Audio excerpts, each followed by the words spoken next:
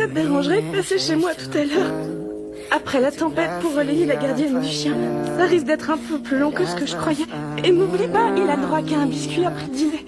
Merci maman. T'es la meilleure.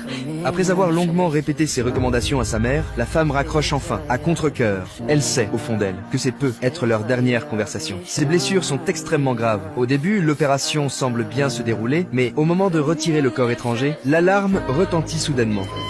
Aspiration. Qu'est-ce qu'il y a? La perche devait comprimer l'artère vertébrale. Elle, aspire. Les médecins tentent tout pour la réanimer, mais sans succès. Le tronc cérébral de la patiente commence rapidement à s'éteindre. En examinant ses pupilles, ils constatent qu'elles sont dilatées et immobiles. Tous les signes indiquent le pire scénario possible. Elle avait aucune chance. Non. Je la déclare officiellement morte. Le TEP scan ne montre plus aucune activité cérébrale. C'est terminé.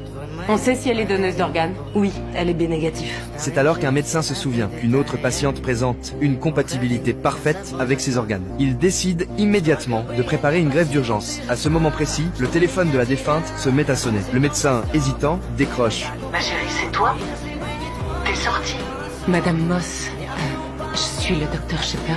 C'est moi qui ai opéré votre fille. La receveuse s'appelle Mademoiselle Colvin, mais elle n'était pas la prochaine sur la liste de transplantation. C'est à cause de la tempête que les services internationaux étaient suspendus, empêchant le transfert des organes vers d'autres régions. Colvin remarque alors l'expression grave du médecin. Face à ses questions insistantes, celui-ci finit par lui révéler la vérité. Parce que votre corps a été très endommagé. Il existe une possibilité que vous ne vous réveillez jamais.